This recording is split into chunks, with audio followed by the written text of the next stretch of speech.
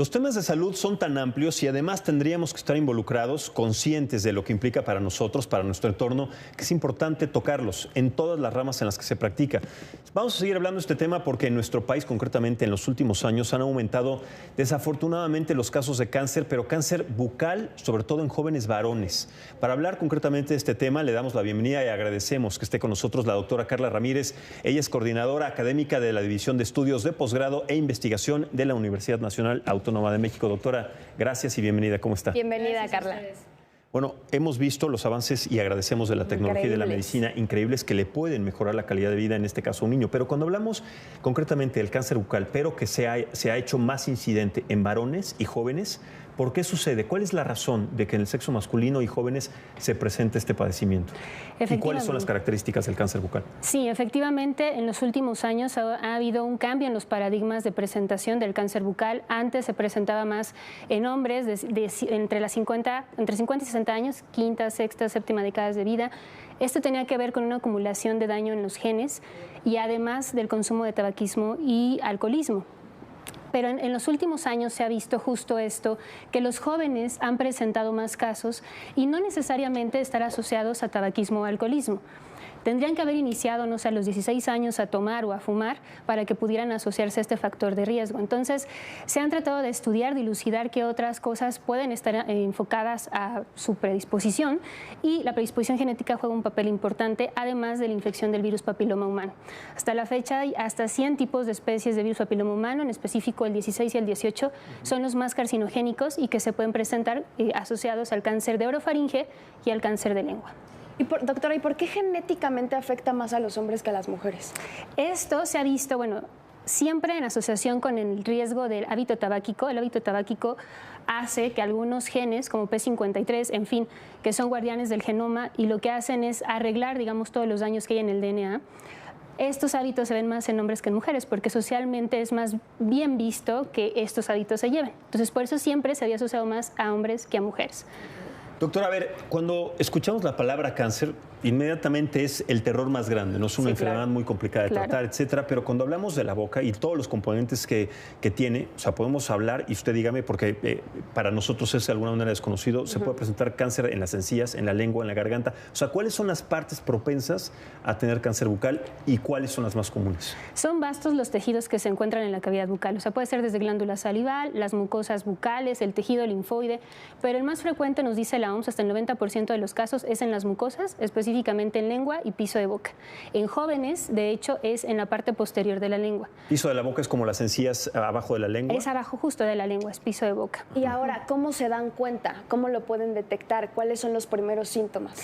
Siempre lo que nosotros les decimos es, hay que estar muy al pendiente de cualquier cambio en el color de las mucosas, rojo, blanco o úlceras. En específico en los jóvenes se ha visto más que son las úlceras las que se presentan en la región posterior de la lengua. Ahora estamos ahorita en un momento pues difícil porque no es tan usado la autoexploración en la cavidad bucal. Entonces, algo que se les recomienda a los pacientes es estarse observando y si ven estos cambios, acudir directamente al especialista para que, de ser necesario, se les tome una biopsia y poder detectarlo en etapas pues más tempranas. ¿Un especialista es un oncólogo o un dentista puede tener también una valoración inmediata? El especialista en cáncer es el patólogo bucal. Entonces, es importante que vayan con un patólogo bucal. En la UNAM, donde yo trabajo, tenemos una clínica de medicina bucal que de nosotros detectar estas lesiones las podemos referir a cualquier centro oncológico que sea necesario para que le den un pronto tratamiento. Ahora, doctora, este tipo de lesiones que digo, a la mayoría nos ha pasado que de repente salen estas aftas dentro de la boca porque se te bajan las defensas o algo te sucede. Postemillas también. Exacto. ¿Son similares o cómo las podemos diferenciar, exacto? Una úlcera que no cicatriza en 7 días nos tiene que dar un signo de alerta, ¿no? Entonces nosotros, si tenemos una úlcera constante, tenemos que ir al doctor. ¿En 7 días? 7 días. Es que tarda mucho porque como está dentro de la boca todo el tiempo está húmeda. Irritación, ¿no? Irritación por comer, por hablar.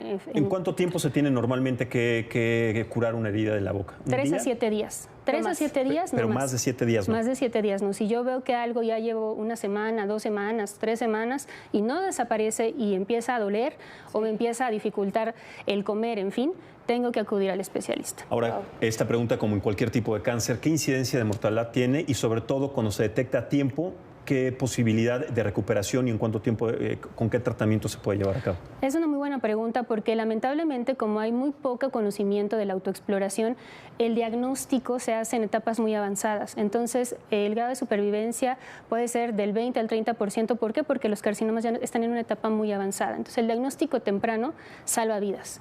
Sí. Nosotros podríamos aumentar esta supervivencia a los 5 años si nosotros acudimos y hacemos un tratamiento, pues digamos, conservador, ¿no? Ahora, qué importante es revisarse constantemente la boca, ¿no? Ahora, detectado ya este padecimiento, ¿puedes ir normalmente a tu doctor, a tu dentista, a que te hagan ciertos procedimientos en la boca como lo hacemos la mayoría, o existen procedimientos especiales para la gente que tiene este padecimiento? Dependiendo, si nosotros estamos ante un tratamiento oncológico, vamos a presentar en los pacientes serostomía, aumento en la caries, enfermedad periodontal. Entonces siempre va a estar junto con el tratamiento oncológico, el tratamiento odontológico. Hay algunas cosas, hay algunos medicamentos que nos dan a nivel intrahospitalario que provocan algo que se llama osteonecrosis, es decir, que el hueso se muere. Entonces, sí hay algunas cosas que no se pueden realizar, actos quirúrgicos muy grandes, pero el especialista sabrá qué sí y qué no y cuál es el menor riesgo para el paciente.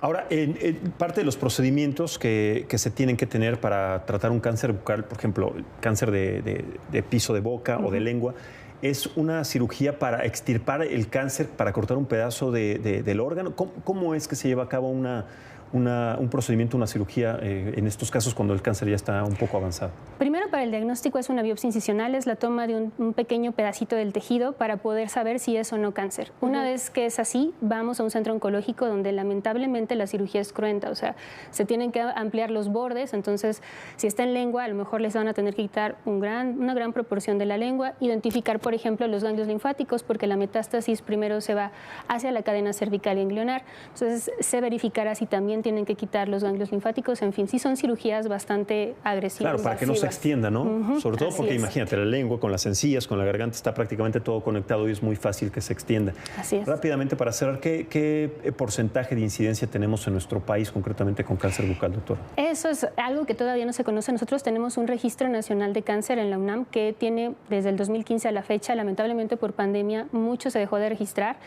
Hasta el momento, nosotros en el Globocan se dice que el cáncer oral ocupa el 6º lugar a nivel mundial de prevalencia de todas las neoplasias malignas que pueden aparecer en el cuerpo. Pero en México todavía no tenemos estos datos y se está haciendo un esfuerzo de la UNAM junto con el INCAN para poder tener datos ya más precisos y también que entren dentro de la seguridad social del país, ¿no? Porque a veces se habla mucho del cáncer de mama, del cáncer cervicouterino, pero de cavidad oral casi no, ¿no? Claro. Y esto... Pues es un ahí padecimiento está. que... Y aunque se da más en hombres, también las mujeres hay que tomar este tipo de prevenciones. Doctora, muchísimas gracias. Bienvenida siempre al Foro de ADN 40. Gracias a ustedes. Gracias, doctora. Bienvenida.